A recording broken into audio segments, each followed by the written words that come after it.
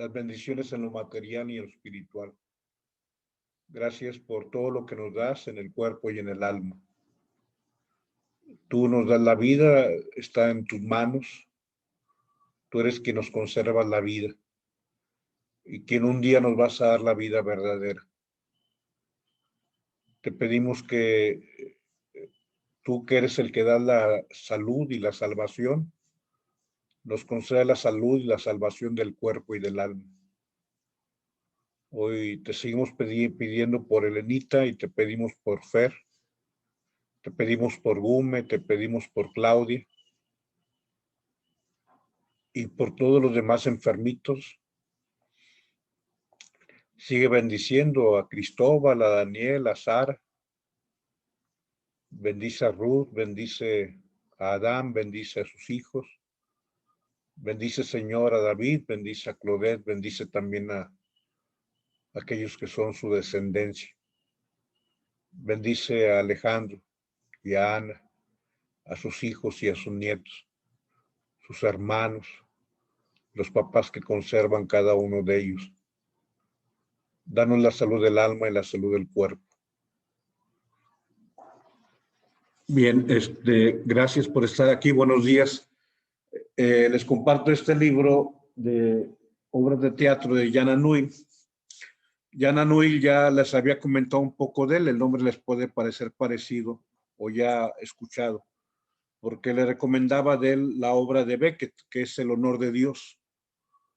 Aquella obra sobre Thomas Becket, aquel ministro de Inglaterra que no aprobó el matrimonio del rey y el rey, un segundo matrimonio del rey, y el rey entonces le fue haciendo la vida difícil a su ministro, aunque era el mejor de todos, y hasta llevarlo prácticamente a la condena de muerte. Aquella acusación del rey donde le dice que lo acusa de estar contra el imperio, y dice, ¿cuál es mi delito? Y le dice el rey, tú no amas nada en la vida. Y dice Becket, le dice al rey, yo amo una sola cosa, querida majestad, y lo único que amo es hacer bien lo que tengo que hacer, porque eso es agradable a Dios. Y bueno, es aquella desenlace que también a Santo Tomás Moro también lo sacrificaron. Entonces, bueno, Jan Anouilh tiene este libro de obras de teatro, y uno de ellos, de la que hoy me refiero, es El viajero sin equipaje. Ahorita vamos al texto del Evangelio y hago ya la referencia a esta obra de Jan Anouilh. Que el Señor esté con ustedes. Proclamación del Santo Evangelio según San Marcos. En aquel tiempo Jesús salió de nuevo a la orilla del mar. Toda la gente acudía a él y les enseñaba. Al pasar vio a Leví, el de Alfeo, sentado al mostrador de los impuestos, y le dijo, sígueme. Se levantó y lo siguió. Sucedió que mientras estaba él sentado a la mesa en casa de Leví, muchos publicanos y pecadores se sentaban con Jesús y sus discípulos, pues eran muchos los que lo seguían. Los escribas de los fariseos, al ver que comía con pecadores y publicanos, decían a sus discípulos, ¿por qué come con publicanos y pecadores? Jesús lo oyó y les dijo, no necesitan médico los sanos, sino los enfermos. No he venido a llamar a justos, sino a pecadores. Palabra del Señor. Gloria a ti, Señor Jesús. Bien, hoy el Señor llama a Mateo, o su nombre judío, Leví. Recuerden que era uno de los hijos de Jacob, Leví, la tribu de Leví, y lo traducen por Mateo, el de Alfeo. Y era alguien que a pensamiento judío era pecador porque contribuía con el imperio, estaba recaudando impuestos para el imperio. Entonces, por lo tanto, era un traidor, era un pecador porque estaba siendo aliado del imperio usurpador u ocupacionista dentro de lo que era la Palestina de aquel entonces. Y así como Saqueo también era mal visto, pues Mateo también era de este grupo, de los telones, se les llamaba en griego, el telón y el architelón. Mateo era alguien que recaudaba impuestos. Y el Señor, bueno, lo llama y él lo sigue. Y bueno, viene la crítica por esta actitud misericordiosa de Jesús, que para el judío es una actitud, digamos, no congruente con lo que era su celo por la nación santa. Por eso lo critican, porque come con publicanos y pecadores. Y fíjate cómo se convierte en un binomio, publicanos y pecadores. Así como decir con la basura y el estiércol, por decirlo de esa manera. Y perdón porque a lo mejor mis palabras son fuertes, pero con la pus y con los desechos. O sea, son expresiones denigrantes. O sea, el publicano era visto como basura, o sea, el pecador era, por decir, vamos a poner otro binomio. O sea, ¿por qué come con los demonios y con Satán? O sea, son binomios eh, donde denostaban, donde veían como indignos, como la peor que puede existir.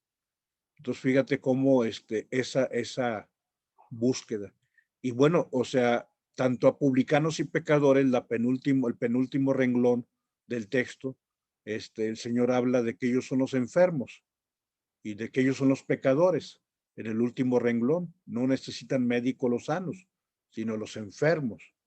Y él entiende cómo ven a los publicanos, eh, entiende cómo ven aquí es interesante porque eh, este apóstol llevará de cuna el nombre de la tribu sacerdotal. Entonces, la tribu de Leví era una tribu vinculada al templo, una tribu vinculada al culto, al santuario, al sacrificio, y llevaba el nombre de Leví, el hijo de Jacob, a quien se le delegó el santuario, el templo de Jerusalén. Y al final de cuentas hay muchas cosas aquí porque Leví era alguien que no tenía posesiones, sino que recibía las aportaciones de las otras 11 tribus. O sea, el Salmo 15 habla acerca del Señor es mi heredad y mi copa. Es un salmo de los levitas, precisamente por el nombre de Leví. Eh, o sea, a ellos no les había tocado ningún tipo de repartición de tierras, ni les había tocado repartición de ganado cuando se hizo la repartición.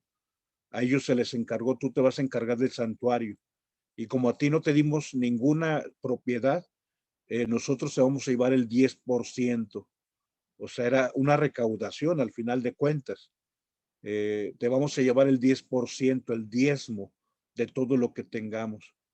Y entonces, bueno, el nombre de Leví habla siempre de alguien que recauda, alguien que recibe lo que no es suyo o lo que, digamos, los demás tienen que aportarle para que viva. Y bueno, esta es la crítica que hacen sobre Leví. Adelante, hay una frase de Paul Claudel que hoy quiero recuperar, sobre todo haciendo alusión a esta obra de teatro del viajero sin pasado. Algunos lo traducen como viajero sin equipaje, que al final de cuentas sería lo mismo. Pueden encontrarlo de las dos maneras, de Jan Anouilh. Y dice Paul Claudel, un converso precisamente, y yo creo que la frase lo dice muy cercano a lo que fue su propia vida. O sea, Paul Claudel era no digo a religioso, era antirreligioso. O sea, no digo que fuera alguien agnóstico. El agnóstico dice, bueno, pues yo tengo mi pensamiento, ¿verdad? Y bueno, suele ser un pensamiento alejado de la religión, por eso se le dice agnóstico. Es alguien que no conoce o que dice yo no acepto esto, este, pero distinto a quien dice o quien niega a Dios, o sea, que es distinto el ateísmo como tal, o sea, el que agrede a Dios como tal. Entonces, Paul Claudel era de este tipo de personas que no tan solo no creía, sino que era acérrimo enemigo de lo cristiano. Y bueno, Paul Claudel, un día, él era un hombre, pues un intelectual del siglo XIX, finales del siglo XIX, y era periodista, siendo joven era periodista, y va un día, a cubrir una nota, o sea, quiere escribir algo sobre la Navidad. O sea, al final de cuentas no puede negar pues esa celebración con toda esa belleza y toda esa profundidad que tiene el misterio del nacimiento de nuestro Señor. Y entonces lo que decide es irse a Notre Dame, irse a la catedral, en la Gran París de aquel entonces. Y bueno, está ahí en Notre Dame, viendo la celebración navideña, el tumulto de gente, la gente con mucha piedad, con mucho fervor, y él empieza a cuestionarse, o sea, porque él no siente lo mismo que los demás sienten. Y, y hay un momento en donde aquel joven, porque era joven, un joven adulto, estando recargado en uno de los muros, de los grandes muros que sostenían o que sostienen la gran construcción de la catedral, empieza a escuchar el coro de los niños cantores que entonan, y él lo refiere en su conversión, entonan el cántico del Magnificat, lo entonan obviamente en canto latino y con toda la armonía del canto gregoriano, y empieza a escuchar ese cántico: mi alma glorifica al Señor mi Dios, mi espíritu se exalta en Dios mi Salvador, porque ha mirado la humildad de su esclava, y empieza a escuchar el canto, la armonía, y él refiere que en ese momento ingresaba una luz a su corazón, a su mente, y bueno, Paul Claudel se convierte y se convierte, y lo primero que hace es ir a su casa, y dice que va a la recámara de su hermana, porque él sabía que su hermana iba a la iglesia, y ahí toma la Biblia que tenía su hermana y empieza a leer el Evangelio de San Lucas, con la narración del anuncio del ángel, con la narración del nacimiento del Salvador. Y pues bueno, Paul Claudel se convierte en alguien que defenderá totalmente lo que antes atacaba. Y entonces dice Paul Claudel: en el avaro más roñoso, en lo más profundo de una prostituta y de un borracho, hay un alma inmortal, santamente ocupada en respirar, que excluida de día practica la adoración nocturna. Entonces habla acerca de cómo al final de cuentas hay algo en nuestro interior que un día recibe la luz de Dios y que hace que la persona voltee sus ojos al Señor y cambie su vida, transforme su existencia. Un poquito regresando a la portada, aquí nos quedamos, ahorita voy a hacer referencia a lo que sigue, pero regresando a ese viajero sin pasado, en esta obra de Jan Anouilh, habla acerca de la guerra, y en la guerra un joven soldado recibe un disparo pues que entra por una parte de su cráneo, y bueno, aun cuando gracias a Dios no destruyó las neuronas, no las hizo explotar, pero sí tuvo una afectación neuronal aquel joven.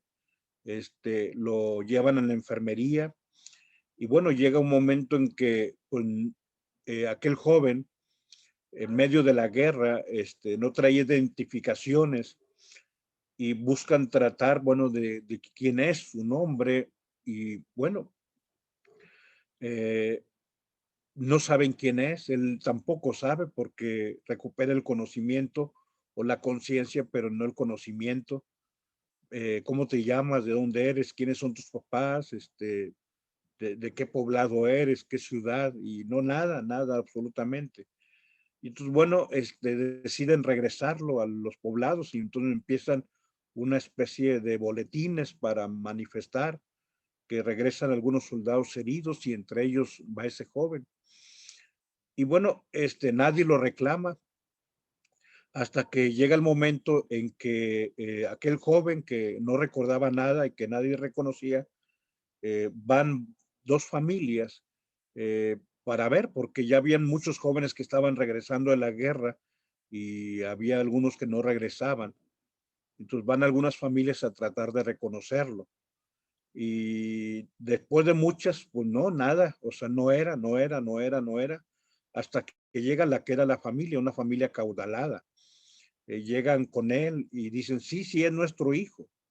Y bueno, ya el comité de guerra tiene que ver si hay realmente congruencia y pues para ello piden que pueda haber este reconocimiento. Y entonces dicen, sí, cómo no, pues si nos permiten, llévenlo a nuestra casa, él tendrá que recordar, porque los rostros de aquellas personas él no los reconocía. Y bueno, ya van a la casa y aquel joven como que empieza a sentir una especie de luces, de impactos en la mente, donde de pronto hay cosas, escenas que vienen a su mente, pero sigue todavía en un vaivén, sin totalmente reconocer nada. Y entonces ellos deciden una estrategia importante. O sea, le muestran una escalera porque era una casa, una mansión, de esas que tienen escalera central que se abre en dos brazos hacia el segundo nivel, una casa majestuosa. Y le dicen, mira, desde aquella parte tú aventaste a tu primo cuando se cayó, que se quebró el brazo. Y aquel joven empezaba otra vez aquellas neuronas, conexiones neuronales a traerle recuerdos, pero todo seguía tan confuso. Y luego deciden ir por la nana. Era un joven, o sea, su nana vivía todavía. Y le dicen a la nana, ven para que le digas alguna cosa que lo recuerde. Y la nana le decía, sí, tú eras un niño malcriado, o sea, tú me lastimaste, mira, esta quemadura tú me la hiciste, con una sartén ardiendo. Y aquel joven seguía, todavía, o sea, sí había elementos que regresaban. Y hay un momento en que la nana le dice, mira, tú eres, fulanito, y la prueba es muy sencilla, ve al baño, levántate la camisa y en la parte derecha de tu espalda, arriba de tus pompas, tienes esta mancha. Y aquel joven va, se levanta la camisa, ve en el espejo y efectivamente tiene aquella mancha corpórea, aquella especie de lunar, pero un lunar muy disperso. Y entonces él sigue pensando, sigue recordando, y sí, vienen muchas escenas a su mente.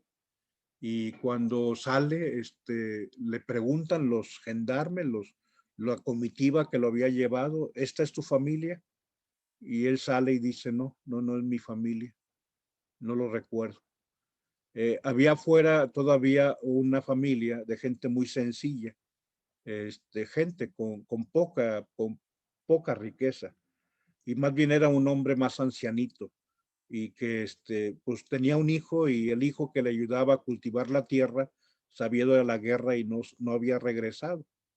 Entonces sale aquel joven y le dice a aquellos ancianitos, ustedes son mis papás, vamos para trabajar el campo, vamos para trabajar la tierra porque hace falta abrir el surco para sembrar de nuevo. Y aquellos ancianitos se quedan desconcertados. Él se acerca, los abraza y le dice, adóptenme, denme una oportunidad.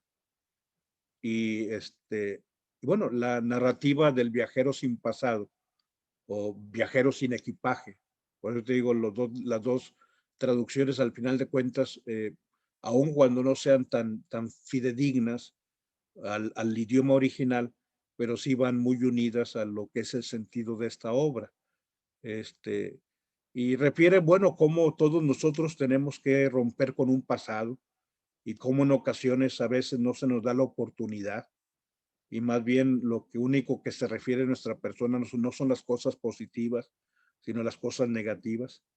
Y esto acontece muy frecuentemente en nuestra vida, o sea, porque de nuestros hermanos, A veces guardamos rencores, a veces guardamos solamente las escenas no adecuadas. Los esposos, a veces acontece esto. O sea, sí, es tu papá, es el borracho. Sí, es tu papá, es el flojo. Sí, es tu papá, sí, o sea, sí, sí, así es tu papá. Y esa etiqueta o ese casillero donde metemos a las personas es lo más dañino que hay. Pero también a veces entre hermanos o a veces entre padres e hijos. O sea, hay el hijo que siempre será el haragán. O sea, no, pues sí, así es él, o sea, así es. O sea, no tiene ni oficio ni beneficio, o sea, siempre va a ser un flojo, va a ser un bueno para nada. Y bueno, es lo más nocivo que existe, lo más nocivo que existe porque no se nos deja evolucionar, no se nos deja cambiar. Obviamente, es parte de lo que nos presenta la escena del Evangelio. O sea, si alguien cree que podemos tener un mejor mañana, es Jesucristo. Si alguien cree que tú y yo podemos ser mejores, es el Señor. Si alguien cree que el ser humano puede cambiar, es el Padre Eterno que mandó a su Hijo. Por eso lo mandó, para que tengamos vida, no para condenar el mundo, sino para que el mundo tenga vida. Juan 3:16. Tanto amó Dios al mundo que nos envió a su Hijo único, para que todo el que cree él tenga vida. No, no vino para condenar, sino para dar vida, para salvar. Entonces, si alguien cree que podemos cambiar, es el Padre Eterno, aquel que nos tiene un plan, una historia de salvación en nuestra historia humana. Y por lo tanto también la persona del Hijo Eterno, del Hijo, la segunda persona de la Trinidad, Jesucristo. Él cree también que podemos cambiar. Por eso dio su vida. O sea, por eso hubo Viernes Santo, porque él cree que el hombre puede ser redimido. Y redimir es volver a dar vida, una vida nueva, dejar el hombre viejo y abrirnos al hombre nuevo. Entonces, es esta historia que los hombres no entendemos. ¿Cómo puede ser que coma con publicanos y pecadores? ¿Cómo puede ser que esté comiendo con la basura y con la podredumbre? No son los sanos, sino los enfermos. Yo no he venido por los justos, sino por los pecadores. Y así es la historia de salvación. De forma rápida, las siguientes diapositivas, creo que lo que hemos comentado nos ayuda. Jesús se sienta a la mesa, y ese sentarse a la mesa significa recuperación. Aquí, bueno, habla acerca de eh, la, la recuperación de aquellos que pues nadie los aceptaba. Y el versículo 29 refiere a que vendrán hombres de oriente, de occidente, y se pondrán la mesa en el convite del reino. El Señor invita a entrar por la puerta angosta, invita para que nos esforcemos. El reino de Dios es de los esforzados. Esta es obviamente la referencia al texto de San Mateo, en este caso Mateo 9, que es la otra narrativa de esta escena. Adelante. Un poquito la cuestión de la comida. ¿Con quién come Jesús? Dice que estando en la mesa de Mateo, muchos publicanos pecadores se sentaron con Jesús y ¿cómo es que vuestro maestro come con publicanos y pecadores? Y bueno, o sea, la conducta de Jesús es siempre a favor de quienes los hombres vemos como gente marginada, y la gente marginada es la que no cabe dentro del núcleo, la gente que está fuera. Lo que hoy el Papa Francisco habla de los descartados. Y esto es reiterativo. O sea, Lucas 15, 1, 2. O sea, al verlo los fariseos decían a los discípulos, ¿por qué come vuestro maestro con la basura y con el drenaje del mundo, publicanos y pecadores? Y ahí es donde Dios o el Señor Jesús nos da las tres parábolas de la misericordia. Lucas 15. Un hombre tenía 100 ovejas, una mujer tenía 10 monedas, un padre tenía 2 hijos. Y habla de la alegría de Dios por un solo pecador que se arrepiente. Adelante, hablar de la comida, les decía, es rehabilitar. La comida con alguien es una de las honras más grandes y de las mayores expresiones de intimidad. Eso es lo que está en juego. O sea, no entienden, o sea, cómo aquel que se ve con tanta santidad y que todo el mundo empieza a admirar y que todo el mundo lo ve como si fuera el Mesías, aunque pues no llena los rasgos. ¿Por qué? Porque pues nosotros pensaríamos que él debe ser alguien que conoce el estiércol con el que está sentado, pero el comer con alguien es de las más honras, es una relación de confianza. Y tú estarás de acuerdo conmigo en que en tu mesa se sienta la gente cercana. O sea, tú sientas a la mesa a los seres queridos. E incluso hay un lugar en tu casa de mayor intimidad, el antecomedor, ahí cercano a la, a la estufa. O sea, es una relación fraterna. Ahí se sientan solamente las personas que tienen cercanía, que tienen calidez. O sea, socialmente así acontece. Obviamente hay una interpretación religiosa también aquí. Recuerda, y te recuerdo que en el segundo libro de los Reyes eh, hay un gesto en donde Evil Merodach recupera a Joaquín. Ahí está el texto de narrativo, Segunda Reyes y Jeremías. Dice que Joaquín se quitó sus vestidos de prisión y comió siempre en la mesa del rey todos los días de su vida. O sea, sentarse a la mesa de alguien es decir, tú eres de mi familia. O sea, Jesús se está sentando con gente a la que trata como su familia, como los más cercanos. Eso es el gesto de la comida, es el gesto de esta mesa en la que Jesús se sienta. Adelante, vamos concluyendo. Comer es comunión. Y así, bueno, la literatura de Qumran hablaba de la comunidad de mesa, donde en esa mesa no se sientan lo peor, sino solamente los puros y los miembros de la comunidad. Y bueno, ya el banquete será una visión también de lo que es el reino. O sea, un día el Señor dice, yo les voy a preparar la mesa. Yo voy a prepararles un banquete. O sea, van a sentarse conmigo, van a ir a ven, siéntate aquí, ven, bendito de mi Padre, siéntate a la derecha de tu Señor, estuve hambriento. Entonces, es la expresión más cercana de lo que significa la gloria. O sea, Mateo y los publicanos estaban en la gloria, ya aquí en la tierra, sentados comiendo con Jesús. Es el gran banquete escatológico. Y obviamente esto pues tiene una alusión también, ojalá que lo veamos, lo percibamos a la Eucaristía, sentarnos a la mesa del Señor. Adelante, David, vamos concluyendo. Digamos, inculca esto también a los suyos, nos invita a que cuando demos un banquete, invitemos a los pobres, a los lisiados. Tú tendrás tu paga en la resurrección. Hacer algo por el pobre vale por sí mismo, hacer algo por el pecador vale por sí mismo.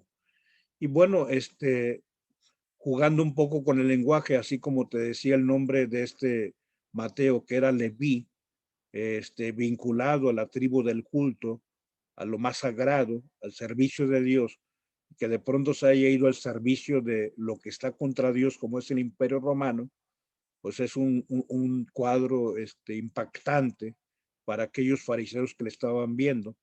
Y sobre todo, bueno, aquí también es interesante el sentido de la mesa, porque habla de cómo Mateo estaba a la mesa de la recaudación y ahora está en la mesa de la generosidad, él comparte los alimentos, cómo estaba en su mesa de soledad y ahora está en la mesa de la comunidad. O sea, Mateo estaba en una mesa solo, haciendo su oficio, su trabajo, pero ahora está en la comunidad, está compartiendo, está socializando, está siendo recuperado. Que el Señor pues nos bendiga y nos conceda su gracia. En el nombre del Padre, del Hijo y del Espíritu Santo. Amén. Pues muchas gracias por estar aquí. Gracias. Como quiera,